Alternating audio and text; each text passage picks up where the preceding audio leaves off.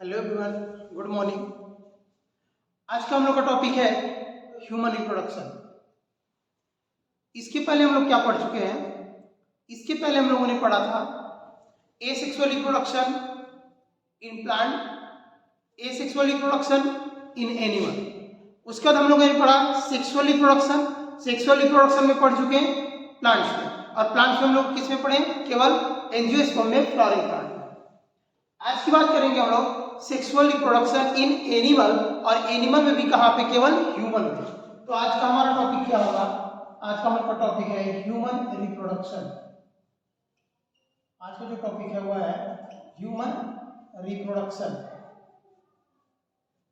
ठीक है, तो ह्यूमन रिप्रोडक्शन क्या है? दो वर्ड है, ह्यूमन और दूसरा रिप्रोडक्शन। रिप्रोडक्शन का मतलब हम जानते ही हैं।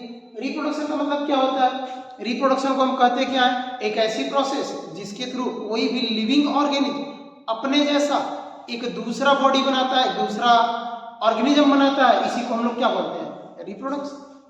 दूसरा वर्ड है ह्यूमन। अब पहले तो देख लेते हैं ह्यूमन बॉडी कैसा होता है, ह्यूमन है क्या। जो ह्यूमन बॉडी होता है ये यूनिसेक्सुअल एनिमल है। ये कैसा है? ये यूनिसेक्सुअल है। अब यूनिसेक्सुअल का मतलब क्या है? यूनि एक, सेक्सुअल में सेक्स, यानी ये ऐसा ऑर्गेनिज्म है जिसमें एक ही सेक्स ऑर्गन होगा, या तो ये मेल होगा या तो फीमेल होगा। तो यूनिसेक्सुअल में क्या होंगे? इसमें दो पार्ट होते हैं। एक होता है मेल, मेल बॉडी अलग होगा और फीमेल बॉडी अलग होगी। तो दोनों बॉडी इसमें क्या होंगे? अलग अलग होंगे। एक मेल बॉडी और दूसरा कौन सी बॉडी? Female body. अब ये कहा जा रहा है कि जो मेल बॉडी और फीमेल बॉडी है ये दोनों अलग भी हैं और इसको देख करके पहचान भी सकते हैं। इसको देख करके पहचान भी सकते हैं, यानी इनके दो रूप हैं। और जिस ऑर्गेनिज्म के दो रूप होते हैं, दो, उन्हें बोलते हैं डाईमॉर्फिक। क्या बोलेंगे? डाईमॉर्फिक। डाईमॉर्फिक का मतलब क्या है? डाई मीन्स दो, मॉर्फ मीन्स रूप यानी स्ट्रक्चर, यानी ऐसे ऑर्गेनिज्म को क्या बोलेंगे? डाईमॉर्फिक एनिमल। तो पहला कैरेक्टर क्या दिखा कि जो ह्यूमन बॉडी है वह है यूनिसेक्सुअल एनिमल। दूसरा कैरेक्टर क्या दिखा कि ये जो एनिमल है वह है डाईमॉर्फिक। तीसरा कैरेक्टर ये है कि ये जो एनिमल है यानी जो ह्यूमन है यह विविपेरस एनिमल होता है। अब इसका क्या मतलब है? ये जो एनिमल है ये विविपेरस है। विविपेरस का मतलब होता है गिविंग बर्थ, यानी ऐसे एनिमल जो बर्थ देते हो, जो जन्म देते हो, इन्हें क्या बोलते हैं? विविपेरस। और ऐसे एनिमल जो एग ले करते हो, अंडे देते हो, उन्हें बोलते हैं ओविपेरस। तो ह्यूमन कैसा है? यूनिसेक्सुअल ऑर्गेनिज्म है, डाइमॉर्फिक एनिमल है, विविपेरस एनिमल है।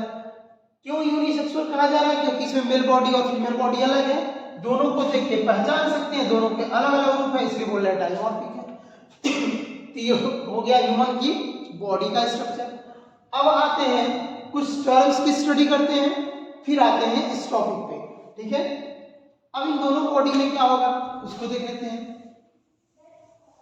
अभी क्या कहा जा रहा है कि ह्यूमन जो बॉडी है इनकी बॉडी क्या है? अलग है।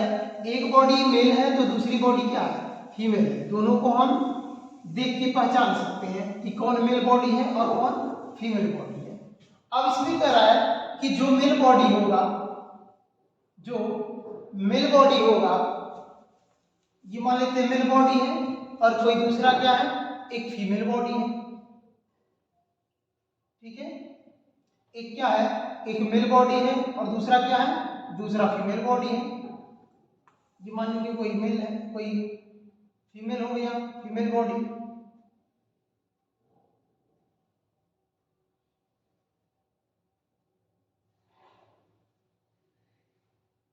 ये क्या होगी? मान लेते हैं ये फीमेल बॉडी।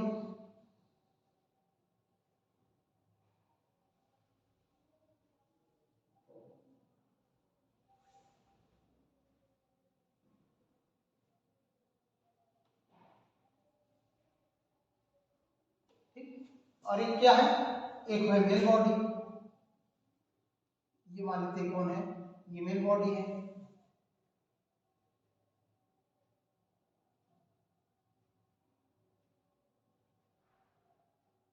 ये मान लेते हैं मेल बॉडी हो गया। अब कह रहे जो मेल बॉडी है और जो फीमेल बॉडी है, जो मेल बॉडी है इससे जो गैमीट बनेगा, एक स्ट्रक्चर बनता है जिसको कहा जाता है रिप्रोडक्टिव स्ट्रक्चर। इस बॉडी से क्या होगा, हम पहले ही जब पढ़े थे पहले ही क्लास में, उसमें हम लोग बात किए थे गैमीट क्या होते हैं।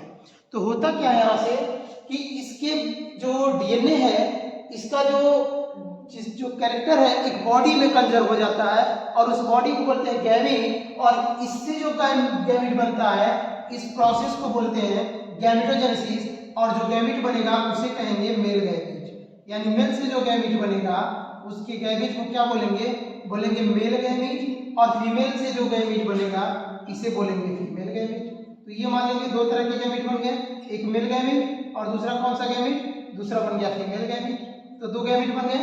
क्योंकि ह्यूमन की बात कर रहे हैं तो यहाँ याद भी रखना है, जो मेल से जो गैमीट बनेगा इसको कहा जाएगा स्पर्म, और फीमेल से जो गैमीट बनेगा इसको कहा जाएगा एग, या इसी को हम लोग कहेंगे ओवम। ठीक है। अब यहाँ पे जो प्रोसेस चल रहा है, जो जिससे गैमीट बन रहे हैं दोनों में, इस प्रोसेस को कहा जाता है गैमेटोजेनेसिस। यही हमें पढ़ना है पहला।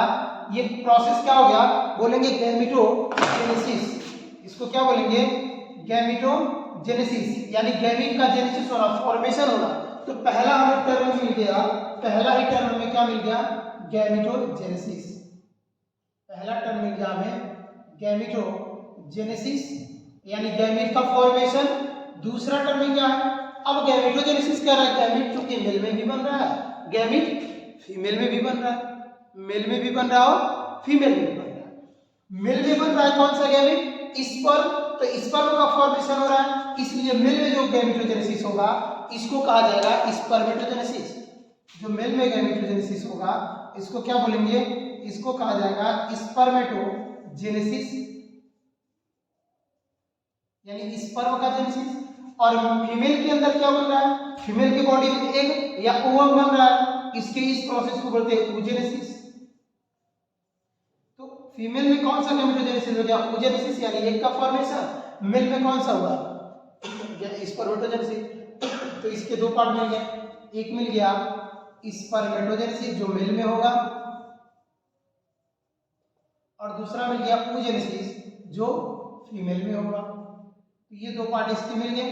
अब तीसरा देखते हैं क्या होगा, तीसरा टर्म यानी दूसरा टर्म आता है। अब कह रहे जब मेल और फीमेल गैमीट बन जाते हैं तो ये गैमीट मोटाइल नहीं है, यहाँ से जा नहीं सकते वहां पे, इसको मेल गैमीट को क्या किया जाता है, फीमेल के बॉडी में इंजेक्ट किया जाएगा, फीमेल के बॉडी में भेजा जाएगा। अब इस प्रोसेस को बोलते हैं इंसेमिनेशन। इंसेमिनेशन प्रोसेस से मेल गैमीट को फीमेल बॉडी में भेजेंगे, इसको क्या बोलेंगे, इस प्रोसेस को बोलेंगे इंसेमिनेशन। अभी बात करेंगे और भी, इसको बोलेंगे इंसेमिनेशन। ठीक। अब फीमेल बॉडी में चला गया दोनों गैमीट, यानी यहाँ पे चला गया मेल गैमीट, वहां से उसके पास है फीमेल गैमीट, इसकी बॉडी में फीमेल बॉडी में। अब मेल और फीमेल गैमीट का हो जाता है फ्यूजन, और इस प्रोसेस को क्या कहते हैं, इस प्रोसेस को करते हैं फर्टिलाइजेशन। इस प्रोसेस को क्या कहेंगे, इस प्रोसेस को कहेंगे फर्टिलाइजेशन, क्योंकि हम पहले भी पढ़ चुके हैं। फर्टिलाइजेशन का मतलब क्या होता है, कहते हैं fusion of male and female gamete. Male और फीमेल गैमीट के फ्यूजन को ही क्या कहते हैं, फर्टिलाइजेशन कहते हैं। तो क्या मिला, एक टर्म मिला इंसेमिनेशन। इंसेमिनेशन का मतलब क्या है, transfer of male gamete in female body, यानी मेल गैमीट को फीमेल बॉडी में जब ट्रांसफर करेंगे तो इसी प्रोसेस को कहेंगे इंसेमिनेशन। और जब मेल बॉडी से स्पर्म को रिलीज किया जाता है, इस प्रोसेस को कहा जाता है एजाकुलेशन। इस प्रोसेस को क्या बोलेंगे, बोलेंगे एजाकुलेशन, यानी release of sperm from male body is called ejaculation. Transfer of male body into female body is called insemination. तो यहाँ पे कौन कौन सा वर्ड मिल गया हमें, यहाँ पे हमें मिल गया, एक मिला एजाकुलेशन, तो एक टर्म हमें क्या मिल गया,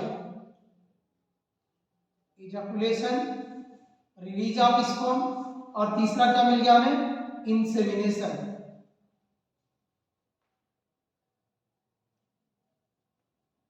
इंसेमिनेशन।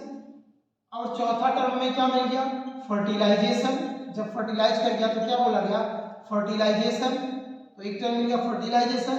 अब क्या होगा, जब ये फर्टिलाइज कर गया बॉडी, इस फर्टिलाइजेशन के बाद अब क्या होगा, ये एक स्ट्रक्चर बनेगा और इस स्ट्रक्चर को कहा जाता है जाइगोट। यानी मेल और फीमेल बॉडी जब गैमेट मिक्स हो जाएंगे, फ्यूज कर जाएंगे, तो स्ट्रक्चर बनेगा जिसको कहेंगे जाइगोट, जिसमें दोनों का कैरेक्टर क्या होगा, मिक्स अप हो जाएगा, फ्यूज हो जाएगा और इस जाइगोट से फिर बनेगा एम्ब्रियो। इस जाइगोट से क्या बनेगा, एम्ब्रियो। अब डायरेक्ट नहीं बनता है, इसके पहले मारुला ब्लास्टुला स्टेज भी आता है जो अभी हम देखेंगे। तो एम्ब्रियो का फॉर्मेशन हुआ, इस प्रोसेस को कहा जाता है एम्ब्रियो का जेनेसिस, यानी बोलेंगे एम्ब्रियो जेनेसिस।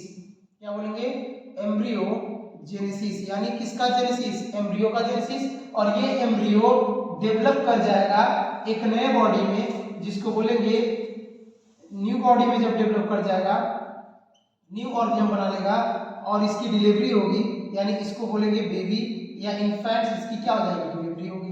लेकिन इसका डेवलपमेंट जो होगा, जब एम्ब्रियो का डेवलपमेंट जो होगा, इसका डेवलपमेंट क्या होगा, ये अचानक नहीं होगा, इसमें कुछ टाइम लगता है और हर एक ऑर्गेनिज्म में ये टाइम अलग अलग होता है और इसी को कहा जाता है जेस्टेशन पीरियड। तो अभी देखते हैं जेस्टेशन पीरियड क्या होगा। यानी जब जाइगोट बनेगा तो जाइगोट से मारुला ब्लास्टुला बनेगा, अभी देखेंगे कैसे बनेगा। वो फीमेल के यूट्रस में जाकर के अटैच होगा उसकी वॉल से और अटैच होने के बाद कुछ टाइम के लिए उसकी बॉडी में डेवलप करेगा।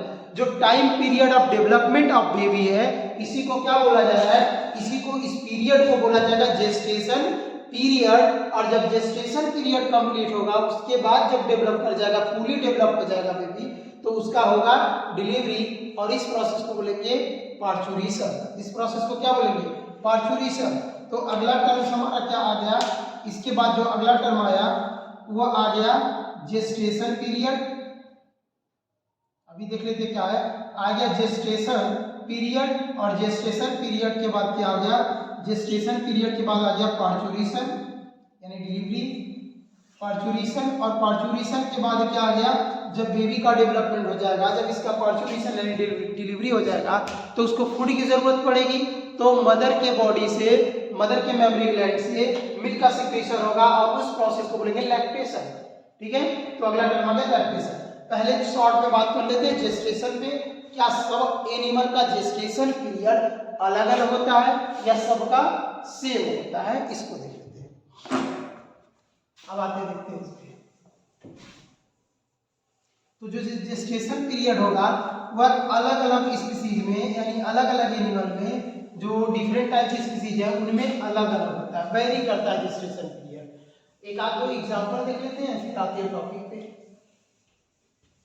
अभी जेस्टेशन पीरियड क्या है, एक ऐसा टाइम पीरियड जिसमें बेबी का, ह्यूमन की बात करें तो बेबी का डेवलपमेंट हो, उसी को क्या बोलते हैं, जेस्टेशन पीरियड। अब जेस्टेशन पीरियड जो होगा, जो जेस्टेशन पीरियड होगा वह अलग अलग ऑर्गेनिज्म का होगा। जैसे मान लेते हैं डॉग का जो हो जाएगा वह 60 to 65 डेज होता है। कैट की बात कर लें तो कैट का जो जेस्टेशन पीरियड होगा 50 to 55 डेज हो जाएगा। अगर ये एलिफेंट्स की बात कर लें, तो 18 to 20 या 22 मंथ हो जाएगा।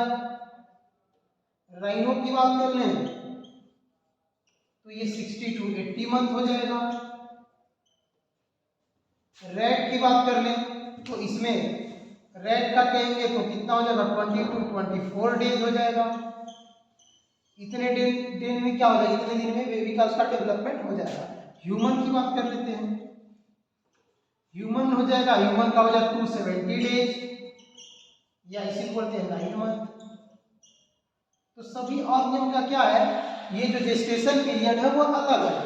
ठीक है, अब आते हैं टॉपिक पे। अभी हम लोगों ने क्या देखा कि ह्यूमन कुछ टर्म्स की स्टडी की है। अभी हमने क्या किया, कुछ टर्म पढ़े।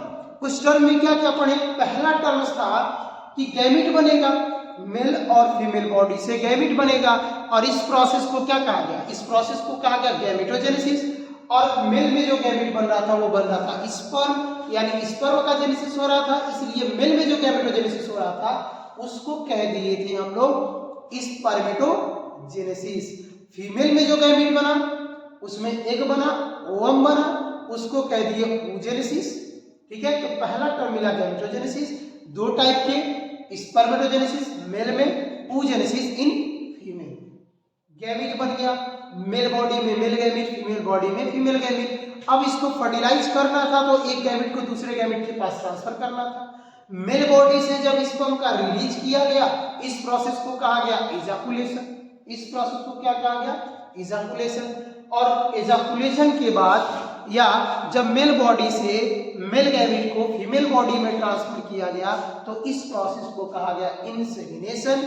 और इंसेमिनेशन प्रोसेस से मेल गैमीट जब फीमेल बॉडी के अंदर चला गया तो वह फीमेल गैमीट के साथ फ्यूज किया और इस प्रोसेस को कहा गया फर्टिलाइजेशन। और फर्टिलाइजेशन के बाद क्या बना? एक बॉल लाइक स्ट्रक्चर बना, उसको कहा गया जाइगोट। जाइगोट डेवलप कर गया एम्ब्रियो में और एम्ब्रियो से फिर बना एक न्यूबॉर्न यानी एक बेबी का डेवलपमेंट हुआ। लेकिन जब जाइगोट से बेबी का डेवलपमेंट हुआ तो एक टाइम लेता है, एक टाइम टेकिंग प्रोसेस है, एक स्लो प्रोसेस है, एक टाइम लगता है और इस टाइम पीरियड को ही कहा जाता है जेस्टेशन पीरियड। और जेस्टेशन पीरियड क्या होता है? अलग अलग ऑर्गेनिज्म में अलग अलग होगा। ठीक है, अब आते हैं दूसरे टॉपिक पे। ये कुछ टर्म्स थे, टर्मिनोलॉजी थे जो हमने देखा। अब आते हैं अगले पे, क्या देख लेते हैं इसमें? अब बात करते हैं ह्यूमन की रिप्रोडक्शन की। अभी हमने ह्यूमन का बॉडी देखा और कुछ टर्म्स जो थे ह्यूमन बॉडी में रिप्रोडक्शन पाए जाते थे उसको देख लिया गया। अब देखेंगे कि ह्यूमन जो बॉडी है उनमें रिप्रोडक्शन कैसे होगा, रिप्रोडक्टिव ऑर्गन्स क्या होते हैं, रिप्रोडक्टिव सिस्टम क्या होते हैं, तो उस पे आ जाते हैं। इसमें हमें पढ़ना मेल रिप्रोडक्टिव सिस्टम और हमें पढ़ना फीमेल रिप्रोडक्टिव सिस्टम। तो सबसे पहले तो यही वर्ड हम समझ लें कि रिप्रोडक्टिव सिस्टम क्या होते हैं, फिर मेल और फीमेल की बात करेंगे। तो पहला टर्म यही आप देख लेते हैं कि रिप्रोडक्टिव सिस्टम क्या होता है। रिप्रोडक्टिव सिस्टम, अब सिस्टम का तो मतलब हम समझ रहे हैं। सिस्टम क्या है? जब वो कई सारे ऑर्गन्स, कई सारे स्ट्रक्चर एक साथ मिल करके क्या करते हो, फंक्शन करते हो, तो उसको हम लोग क्या बोलते हैं? एक सिस्टम की तरह एक्ट करते हो, किसी पर्टिकुलर फंक्शन को करते हो तो कहेंगे सिस्टम है। लेकिन एक ऐसा सिस्टम जो कहाँ पे? रिप्रोडक्शन में इन्वॉल्व है, रिप्रोडक्शन में हेल्प कर रहा है, ऐसे सिस्टम को बोलेंगे रिप्रोडक्टिव सिस्टम। ऐसे सिस्टम को क्या बोलेंगे? Reproductive system. और रिप्रोडक्टिव सिस्टम मेल में अलग रिप्रोडक्टिव सिस्टम है, फीमेल में अलग रिप्रोडक्टिव सिस्टम है। तो हम इस चैप्टर्स में हम पढ़ेंगे मेल रिप्रोडक्टिव सिस्टम अलग और फीमेल रिप्रोडक्टिव सिस्टम अलग पढ़ेंगे। जो मेल रिप्रोडक्टिव सिस्टम है उसको पहले पढ़ेंगे, फिर फीमेल रिप्रोडक्टिव सिस्टम। तो रिप्रोडक्टिव सिस्टम क्या है? एक ऐसा सिस्टम जो रिप्रोडक्शन में हेल्प कर रहा है उसे क्या बोलेंगे? Reproductive system. और रिप्रोडक्टिव सिस्टम में आते कई सारे ऑर्गन जिसको कहते हैं रिप्रोडक्टिव ऑर्गन। इसको क्या बोलेंगे? Reproductive organ. तो क्या मिला हमें एक टर्म? Reproductive organs. अब रिप्रोडक्टिव ऑर्गन्स क्या है? एक ऐसे ऑर्गन जो रिप्रोडक्शन की प्रोसेस में इन्वॉल्व हो उन्हें बोलेंगे रिप्रोडक्टिव ऑर्गन। यानी the organ which are involved or help in reproduction are called reproductive organ। और कई सारे रिप्रोडक्टिव ऑर्गन मिल करके एक्ट करते हैं, एक कॉमन फंक्शन करते हैं रिप्रोडक्शन में, बोलते हैं रिप्रोडक्टिव सिस्टम बन गया। कई सारे डिफरेंट टाइप के रिप्रोडक्टिव ऑर्गन है। पहला क्या कहा गया? रिप्रोडक्टिव ऑर्गन क्या है? एक ऐसे ऑर्गन जो रिप्रोडक्शन में क्या हो रहे हो, हेल्प कर रहे हो, एक ऐसे ऑर्गन जो रिप्रोडक्शन में इन्वॉल्व हो रहे हैं, ऐसे ऑर्गन्स को क्या बोल रहे हैं हम लोग? Reproductive organs. अब रिप्रोडक्टिव जो ऑर्गन्स होते हैं ये एक्चुअल में दो टाइप के होते हैं। जो रिप्रोडक्टिव ऑर्गन होते हैं वो क्या होते हैं? दो टाइप के होते हैं। एक को बोला जाता है प्राइमरी रिप्रोडक्टिव ऑर्गन, एक को क्या बोलेंगे? एक को बोलेंगे प्राइमरी रिप्रोडक्टिव ऑर्गन। एक हो गया प्राइमरी रिप्रोडक्टिव ऑर्गन और दूसरा क्या हो जाएगा? Secondary reproductive organ. दूसरा क्या हो गया? दूसरा हो गया सेकेंडरी रिप्रोडक्टिव ऑर्गन। दूसरा हो गया सेकेंडरी रिप्रोडक्टिव ऑर्गन। तो पहला हो गया प्राइमरी रिप्रोडक्टिव ऑर्गन, दूसरा हो गया सेकेंडरी रिप्रोडक्टिव ऑर्गन। ऐसे ऑर्गन जो रिप्रोडक्शन के प्रोसेस में इन्वॉल्व हो, जो रिप्रोडक्शन के प्रोसेस में इन्वॉल्व हो, उन ऑर्गन को बोलेंगे प्राइमरी रिप्रोडक्टिव ऑर्गन। ऐसे रिप्रोडक्टिव ऑर्गन जो रिप्रोडक्शन के प्रोसेस में क्या हो, इन्वॉल्व हो, यानी कहेंगे the organ which are involve in the process of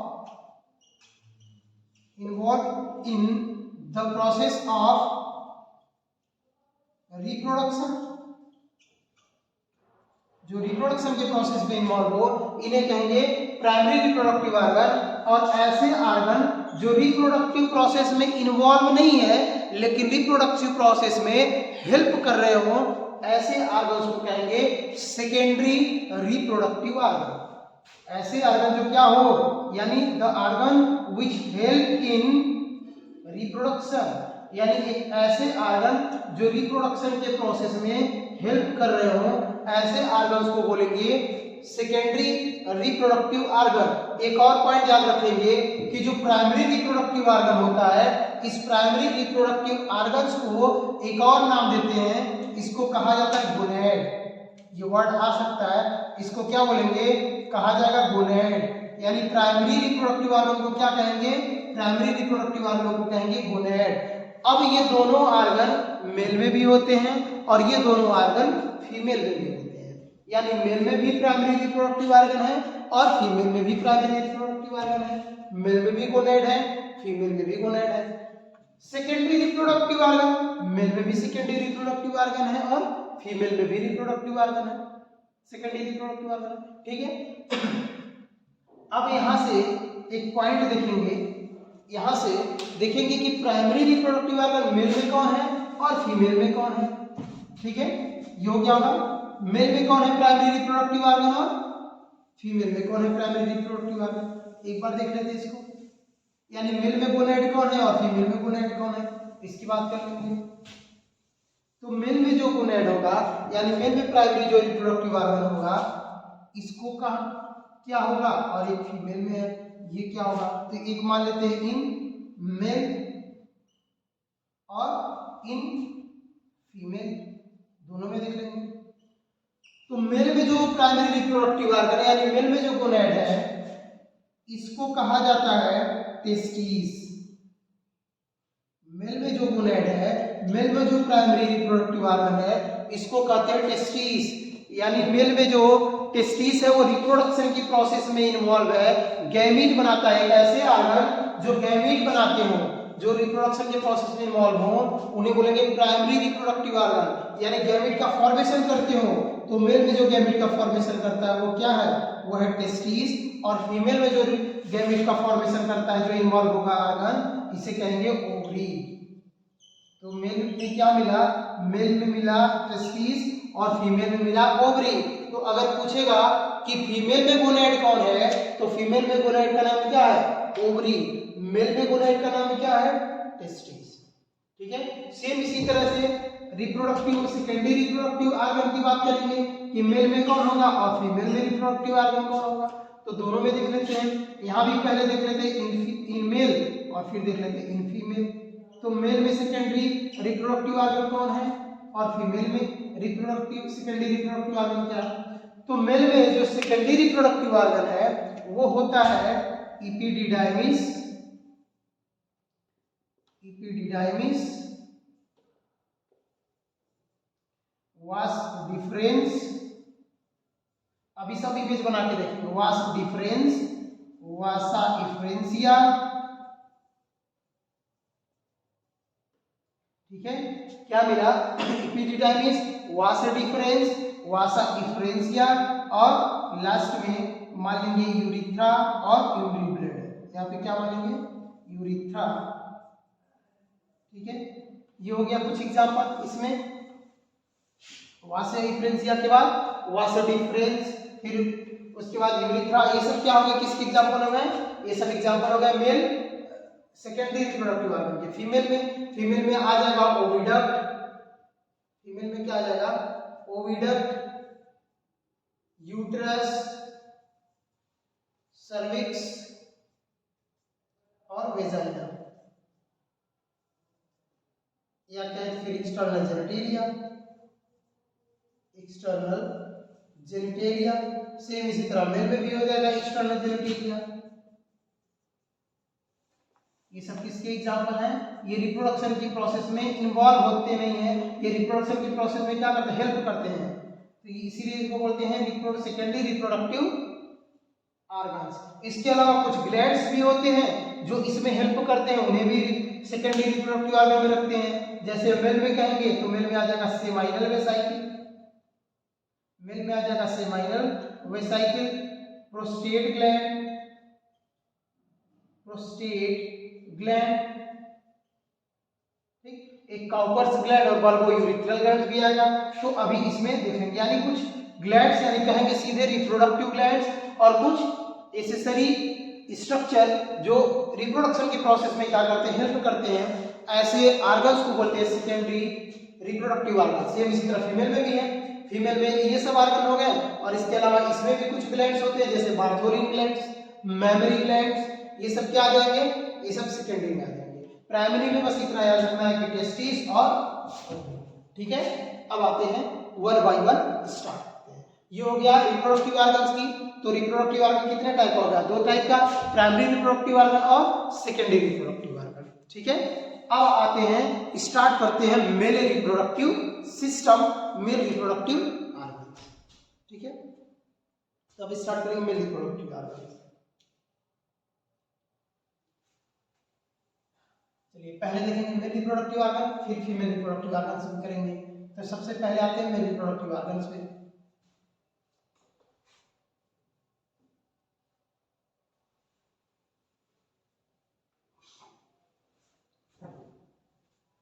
अब देखिए मेल रिप्रोडक्टिव सिस्टम में क्या क्या होगा, कितने पार्ट्स होंगे, कौन कौन से ऑर्गन्स होंगे, इसकी बात करेंगे।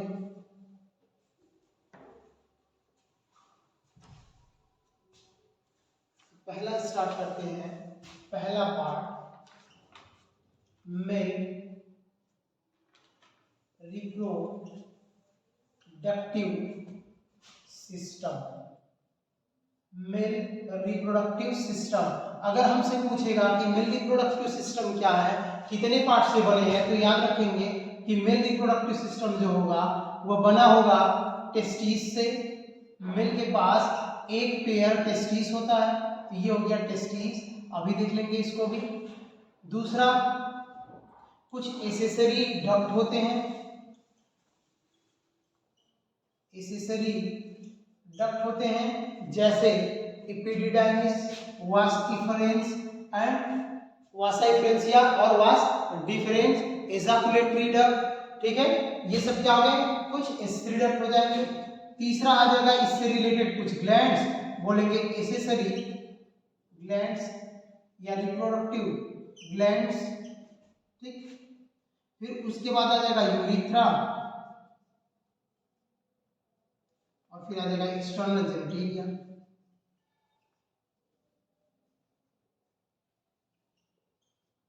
तो क्या क्या आ गया? पहला आ गया टेस्टिस, मेल में रिप्रोडक्टिव सिस्टम में क्या आ गया? Testis, accessory duct, accessory gland, urethra, external genitalia, ठीक है। इतने पार्ट आ जाएंगे। अब पहला स्टार्ट करते हैं टेस्टिस, फिर आते हैं एसेसरी डक्ट में। एसेसरी डक्ट की जब बात करेंगे तो इसमें कई पार्ट आएंगे, ठीक है। एपिडिडाइमिस बोला गया, ठीक। फिर उसके बाद एपिडिडाइमिस के बाद रेटेड टेस्टिस हो गया, फिर एपिडिडाइमिस, वास डिफरेंस, ये सब किसमें आते हैं? ये सब आते हैं एसेसरी डक्ट में। अभी उसका सीक्वेंस देखेंगे कि कौन पहले आता है, उसके बाद कौन आता है, इसके देखेंगे। तो सबसे पहले अभी स्टार्ट करते हैं क्या? टेस्टिस। अभी क्या स्टार्ट करेंगे? अभी हम लोग पढ़ेंगे टेस्टिस। तो देखिए टेस्टिस क्या है। मेल में जो होगा, जब टेस्टिस की बात करेंगे तो मेल में जो टेस्टिस होगा वो कितना होगा? मेल में जो टेस्टिस होगा वो पाया जाएगा कितना? 1 पेयर। मेल में जो टेस्टिस होगा वो अब 1 पेयर टेस्टिस पाया जाएगा। और इसकी पोजीशन की बात करें तो पोजीशन कहां पे होगा? तो लिखेंगे situated between,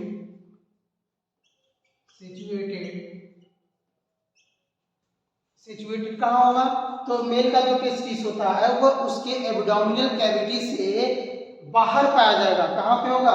situated just outside the abdominal cavity. Situated क्या लिखेंगे? Situated in pelvic region. ये पेल्विक रीजन में पाया जाएगा, पेल्विक रीजन में पाया जाएगा।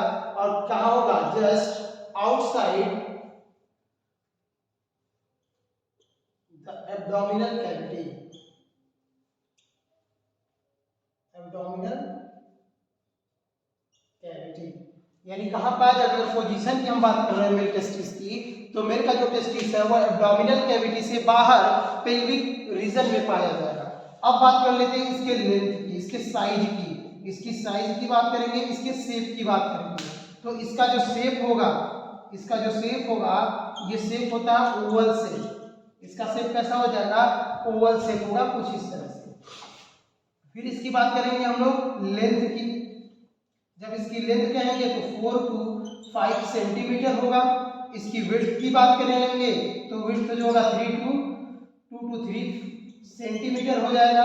और इसकी वेट की अगर बात कर लें, इसका वेट देखा जाए तो ये 20 से 25 ग्राम्स का होता है।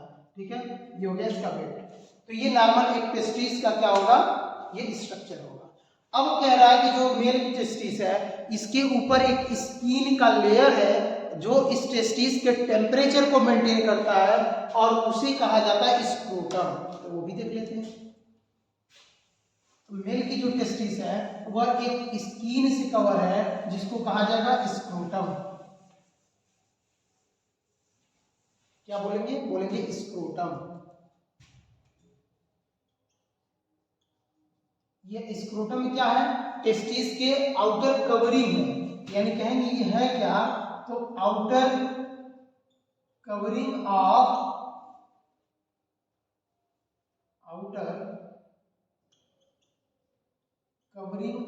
टेस्टिस।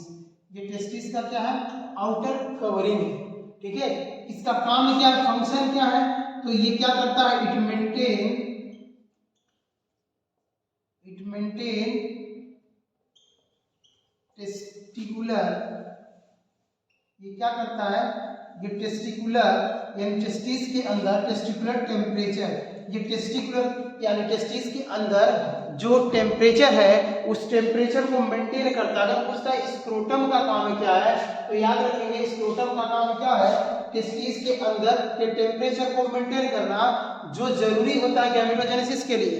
अब जो हमारे बॉडी का टेम्परेचर है वो होता है 37 डिग्री सेल्सियस, 37 डिग्री सेल्सियस। लेकिन जो गैमेटोजेनेसिस के लिए चाहिए वो हमारी बॉडी से 2 से 2.5 डिग्री सेल्सियस कम चाहिए। यानी अगर हम कहें हमारी बॉडी का टेम्परेचर कितना है? 37 डिग्री सेल्सियस, तो स्पर्मेटोजेनेसिस के लिए कितना चाहिए? 2 से 2.5 डिग्री सेल्सियस कम चाहिए। यानी कितना चाहिए? 34.5 से लेकर के 35 डिग्री सेल्सियस टेम्परेचर चाहिए। और इस टेम्परेचर को मेंटेन कौन करता है? इस टेम्परेचर को मेंटेन करता है स्क्रोटम। यानी वह स्क्रोटम जो है वह बॉडी के टेम्परेचर से कुछ कम टेम्परेचर बना के रखता है इस टेस्टिस के अंदर, जो गैमेटोजेनेसिस के लिए क्या है? कंपलसरी है। अगर टेस्टिस कभी कुछ कंडीशन आ सकता है कि अगर ह्यूमन में मेल टेस्टिस एब्डोमिनल कैविटी से बाहर नहीं आता है तो वह उसका टेम्परेचर बॉडी के टेम्परेचर के इक्वल होगा, और उस बॉडी के अंदर यानी टेस्टिस के अंदर स्पर्मेटोजेनेसिस नहीं होगा। ठीक है, और इस कंडीशन को कहा जाता है क्रिप्टॉल डिज। यानी क्रिप्टॉल डिज में एक ऐसी कंडीशन है, क्रिप्टॉल डिज में एक ऐसी कंडीशन है जो मेल की होता क्या है? जब मेल का डेवलपमेंट होता है तो टेस्टिस का जब फॉर्मेशन होता है तो ये एब्डोमिनल कैविटी से बाहर नहीं आता है, ये एब्डोमिनल कैविटी में ही रह जाता है। और इस कंडीशन को बोलते हैं क्रिप्टॉल डिज, यानी उसमें गैमेट का फॉर्मेशन नहीं होगा। ठीक है, अब आते हैं ये होगा स्क्रोटम और टेस्टिस। अब टेस्टिस के एक स्ट्रक्चर को देख लेते हैं, ओवल शेप का, इसको बात कर लेते हैं कैसे होगा। उसके अंदर कट सेक्शन को देख लेते हैं कि क्या क्या होगा।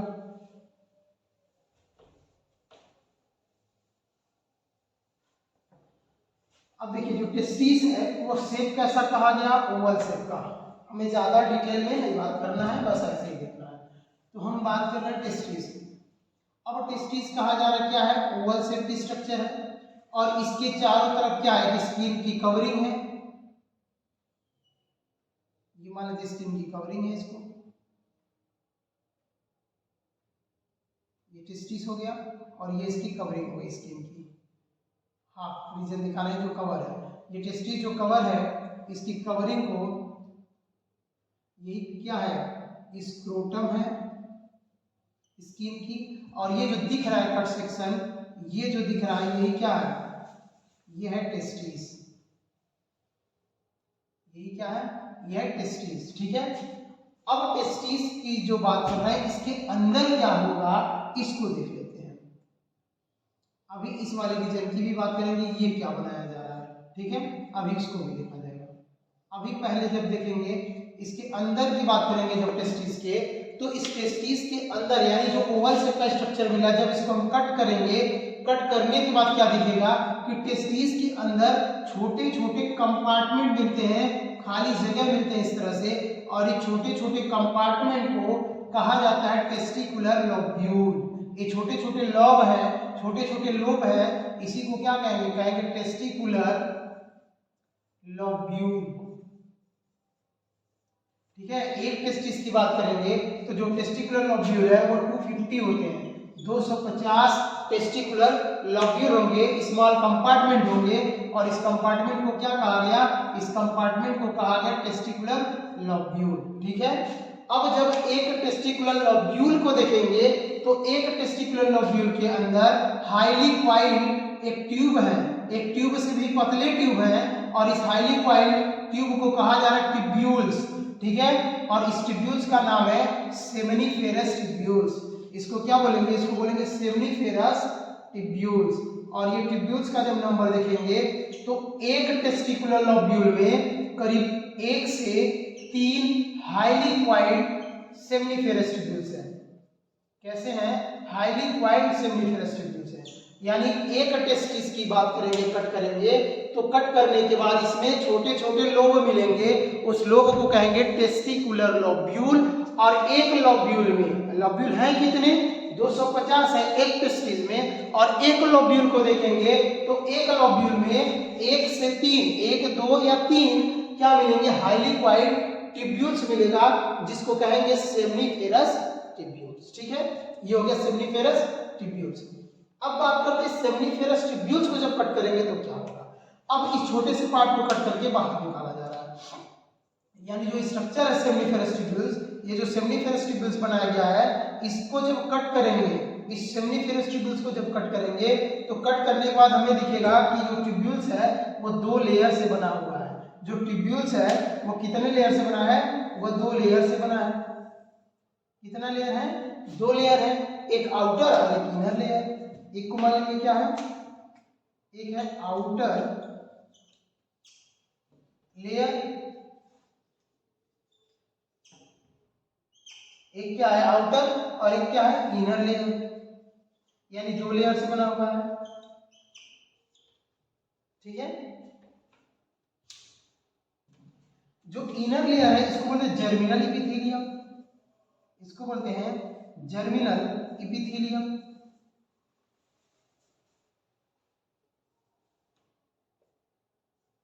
इसको क्या बोलेंगे, जर्मिनल इपिथेलियम। और इसको बोलेंगे ट्यूनिका प्रोपिया, इसको बोलेंगे ट्यूनिका प्रोपिया। तो एक हो गया आउटर लेयर और एक हो गया इनर लेयर। आउटर लेयर को क्या कहा गया, ट्यूनिका प्रोपिया, और इनर लेयर को क्या कहा गया, जर्मिनल इपिथेलियम। इनर लेयर को बोलेंगे जर्मिनल इपिथेलियम। और जब इस जर्मिनल इपिथेलियम को कट करके देखा जा रहा है, इस लेयर को जब कट करके दिखा जा रहा है पूरा, तो कुछ इस तरह से दिख रहा है। यानी जब टेस्टिस के अंदर सेमिनिफेरस ट्यूब्यूल्स को कट करने जा रहे हैं तो कट करने के बाद कुछ हमें इस तरह का, कट करने के बाद जब स्लाइड पे रख करके हम इसको ऑब्जर्व करेंगे तो कुछ इस तरह का स्ट्रक्चर हमें मिलेगा। हमें कुछ इस तरह का स्ट्रक्चर क्या होगा, मिलेगा। और इसमें क्या मिलेंगे, कुछ इस तरह के स्ट्रक्चर, कुछ इस तरह का अरेंजमेंट हमें मिल रहा है। ठीक है, और इस अरेंजमेंट में क्या है, जब इस अरेंजमेंट को देख रहे हैं तो यहाँ पे ये जो मान लीजिए ट्यूब्यूल्स है, ये ट्यूब्यूल्स का अंदर का ल्यूमेन है, ये जो ल्यूमेन है ये ल्यूमेन यहाँ पे हो गया, ये ल्यूमेन, और ये ल्यूमेन की जो स्किन है, जो इसका एपिथेलियम है, जो एपिथेलियम था, ये बना हुआ है स्पेशल टाइप के सेल से, और इसके अंदर स्पेशल टाइप के कई सारे छोटे छोटे सेल हैं, और इस छोटे छोटे सेल को कहा जाता है स्पर्मेटोजोआ सेल। और इसी में कहीं कहीं पे क्या है, कुछ बड़े बड़े सेल हैं, इसी में कुछ क्या है, बड़े बड़े सेल हैं। डिफरेंस करने के लिए हम ऐसा बना देते हैं, ये हो गया कुछ बड़े बड़े सेल, और कुछ सेल क्या हो गए, छोटे छोटे सेल हो गए।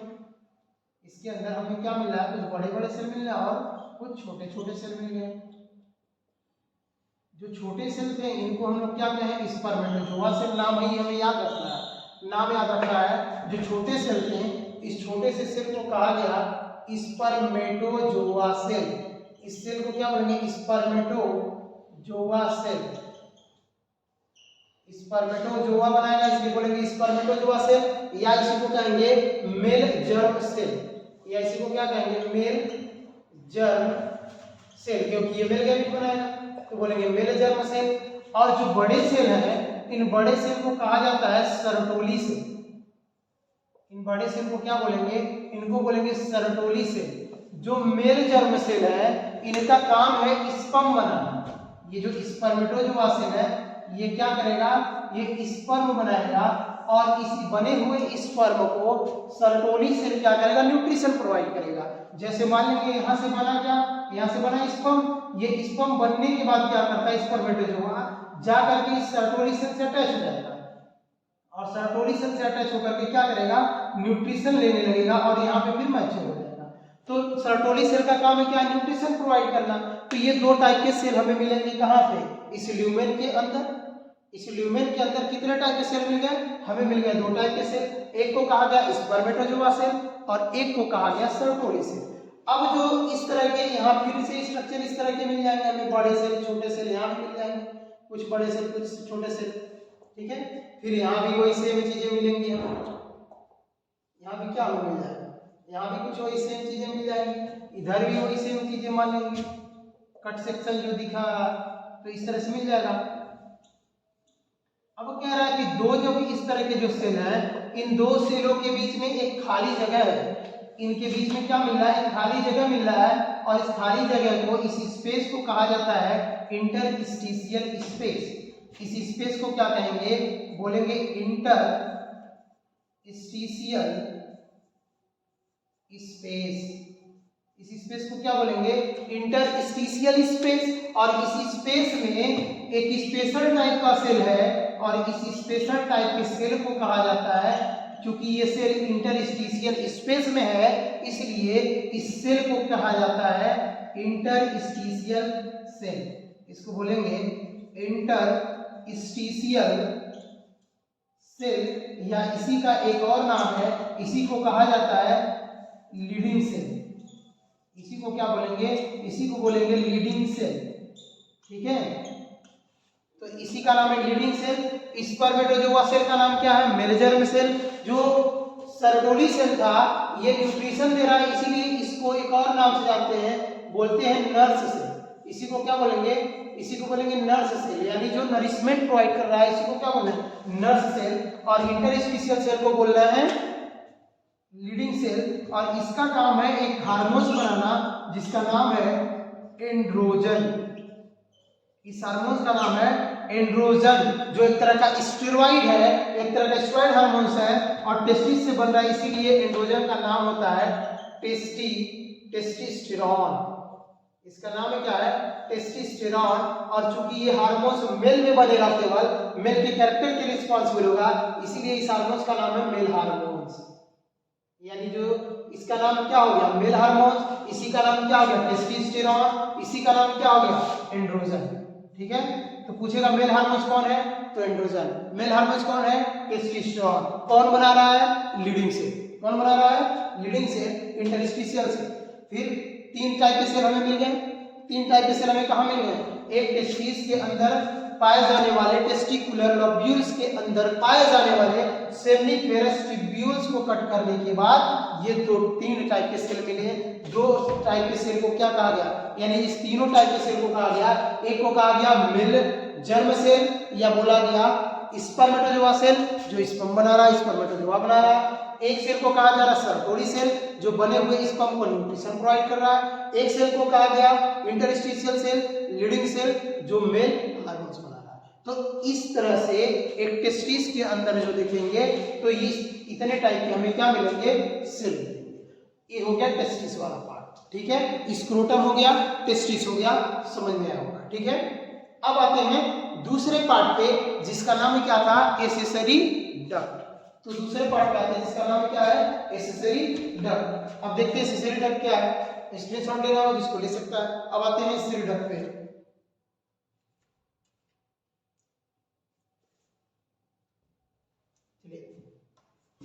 हो गया होगा।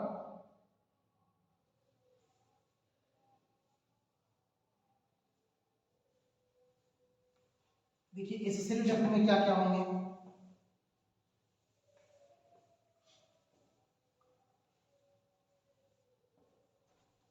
अब एसेसरी डक्ट में क्या क्या है, तो यहाँ पे क्या क्या देखा गया, हम लोग देखें एक टेस्टिस था, इस टेस्टिस के अंदर क्या मिला, कई सारे छोटे छोटे कंपार्टमेंट हमें मिले। इस छोटे छोटे कंपार्टमेंट को क्या कहा गया, इस छोटे छोटे कंपार्टमेंट को कहा गया टेस्टिकुलर लोब्यूल। और इस लोब्यूल के अंदर क्या भरे हुए थे, इस लोब्यूल्स के अंदर भरे हुए थे सेमनीफेरस ट्यूब्यूल्स। ये हो गया सेमनीफेरस ट्यूब्यूल्स, ठीक। इसको क्या कहा जा रहा है, टेस्टिकुलर लोब्यूल, टेस्टिकुलर लोब्यूल्स, ठीक। और इसके अंदर जो ये ट्यूब्यूल्स है इसको क्या हम लोग बोले, इसको बोले सेमनीफेरस ट्यूब्यूल्स, सेमनीफेरस ट्यूब्यूल्स, ठीक। अब होता क्या है, जब इसके अंदर देखेंगे जो टेस्टिकुलर लोब्यूल है, इसके अंदर जो सेमनीफेरस ट्यूब्यूल्स है ये बाहर की तरफ, टेस्टिकुलर लोब्यूल से बाहर की तरफ आता है और बाहर की तरफ आकर के एक कॉमन डक्ट में खुलता है, एक कॉमन ट्यूब में खुलता है। और इस कॉमन ट्यूब को मान लीजिए यहाँ से आया, इसमें खुल गया, ये वाला इसमें आके ओपन हो गया, फिर ये इसमें, सभी जो डक्ट है, सभी जो सेमनीफेरस ट्यूब्यूल्स है एक पतले से कॉमन ट्यूब में ओपन होते हैं। और इस कॉमन ट्यूब को कहा जाता है रेटिटेस्टिस। इस कॉमन ट्यूब को क्या बोलेंगे, इस कॉमन ट्यूब को कहा जाएगा रेटिटेस्टिस। ये हो गया रेटिटेस्टिस, ठीक, पहला पार्ट बन गया। इसके बाद क्या होगा, जो रेटिटेस्टिस है इसके बाद जाएंगे तो यहाँ पे ये जैसे ये बाहर आएगा, टेस्टिस के जो बैक साइड है इससे ये रेटिटेस्टिस बाहर की तरफ ओपन होगा। और जैसे ये बाहर की तरफ ओपन होगा ये उसके पहले ही कई पार्ट में डिवाइड कर जाता है। ये क्या कर लेगा, कई पार्ट में क्या कर जाएगा, डिवाइड कर जाएगा कुछ इस तरह से, ये डिवाइड हो गया। अब इस डिवीजन से डिवाइड होने के बाद जो ट्यूब बना है, इस ट्यूब को कहते हैं, ये जो ट्यूब बना हुआ है इस ट्यूब को कहेंगे वासा इफ्रेंसिया। इस ट्यूब को क्या कहेंगे, इस ट्यूब को कहेंगे वासा इफ्रेंसिया। और इसके बाद ये ट्यूब क्या करता है, हाईली कॉइल्ड एक स्ट्रक्चर बनाता है, कन्वोल्यूटेड होकर के कुछ इस तरह का स्ट्रक्चर बनाएगा। और इस स्ट्रक्चर को टेस्टिस के बैक साइड में कुछ इस तरह का स्ट्रक्चर बनेगा और इसको कहा जाता है इपीडिडाइमिस। इसको क्या बोलेंगे, बोलेंगे इपीडिडाइमिस, ठीक है। जहां पे टेम्पररी यानी कुछ टाइम के लिए स्पर्म स्टोर होता है। उसके बाद यही कॉइलिंग धीरे धीरे आकर के क्या होती है, एक डक्ट में खुलती है, एक कॉमन डक्ट में खुलेगी और इस डक्ट को कहा जाएगा वास डिफरेंस, ठीक है। इस डक्ट को बोलेंगे वास डिफरेंस। ये हो गया वास डिफरेंस, ठीक है। ये हो गया वास डिफरेंस। तो इसी को बोलते हैं एसेसरी डक्ट। एसेसरी डक्ट में क्या क्या आ गया, आ गया कौन कौन सा, सेमनीफेरस ट्यूब्यूल्स के बाद आ गया रेटिटेस्टिस, फिर आ गया वासा इफ्रेंसिया, फिर आ गया इपीडिडाइमिस और फिर क्या आ गया वास डिफरेंस। अगर कहा जाए कि स्पर्म बनने के बाद इसका पाथवे कैसा है तो क्या बताएंगे कि स्पर्म कहां से बनेगा, स्पर्म जो बनेगा वो कहां से, सेमनीफेरस ट्यूब्यूल से बनेगा। सेमनीफेरस ट्यूब्यूल से क्या बनेगा, स्पर्म बनेगा। और ये स्पर्म फिर बनने के बाद कहां जाएगा, ये रेटिटेस्टिस के थ्रू जाएगा वासा इफ्रेंसिया में, वासा इफ्रेंसिया से जाएगा एपिडिडाइमिस में, कुछ टाइम के लिए स्टोर होगा, मैच्योर होगा, फिर उसके बाद कहाँ चला जाएगा वास डिफरेंस में, और फिर पास कर दिया जाएगा यूरिथ्रा। ठीक है, तो ये एक्सेसरी डक्ट है। एक बार देख लेंगे, 5 पूछेगा तो क्या कहेंगे, इसको देख लेते हैं।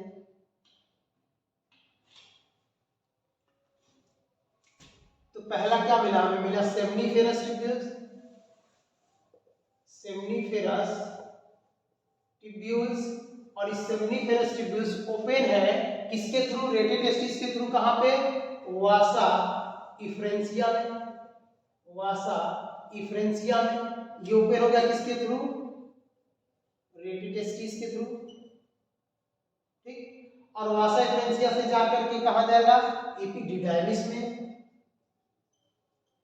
एपिडिडाइमिस में, एपिडिडाइमिस से कहा जाएगा वास डिफरेंस में, वास डिफरेंस में, और वास डिफरेंस से ये जाएगा यूरिथ्रा में, और जैसे ही वास डिफरेंस से ये यूरिथ्रा में जाता है, यूरिथ्रा के पास से उसके पहले एक ग्लैंड आके इसमें ओपन होती है जिसको बोला जाता है seminiferous tubule, seminiferous gland, seminal vesicle. क्या इस ग्लैंड को बोलेंगे, बोलेंगे सेमाइनल वेसाइकिल। एक पेयर सेमाइनल वेसाइकिल, इसमें क्या होगा, सिक्रीट होगा, जिसको क्या, इसके सिक्रेशन को बोलेंगे सेमाइनल प्लाज्मा, और फिर ये जाकर के कहाँ होगा, फिर जाकर के ये यूरिथ्रा में ओपन होगा। ठीक है, इस तरह से ये 5 हो गया किसका, इसकी, ये हो गया एक्सेसरी डक्ट की। तो हम पढ़े क्या, हम क्या क्या पढ़ चुके हैं, पहला पढ़ लिए मेल रिप्रोडक्टिव सिस्टम में क्या पढ़े, स्क्रोटम क्या है, हम क्या पढ़े, स्क्रोटम क्या है, फिर हम क्या पढ़े, टेस्टिस क्या है, फिर हम क्या पढ़े, इससे रिलेटेड डक्ट पढ़ लिए, यानी कहा गया एक्सेसरी डक्ट, तो एक्सेसरी डक्ट क्या हो गया। ठीक, फिर इसके बाद अभी पढ़ेंगे क्या, एक्सेसरी ग्लैंड्स। ठीक है, और फिर यूरिथ्रा और एक्सटर्नल जेनिटल की बात करेंगे। हम यहाँ पे यूरिथ्रा डिटेल नहीं पढ़ना है। तो अभी हो गया एक्सेसरी डक्ट। अब बात करते हैं एक्सेसरी डक्ट कहाँ से जाकर के ओपन होगा, यानी हम बात करेंगे एक्सेसरी ग्लैंड्स। अब एक्सेसरी ग्लैंड देख लेते हैं।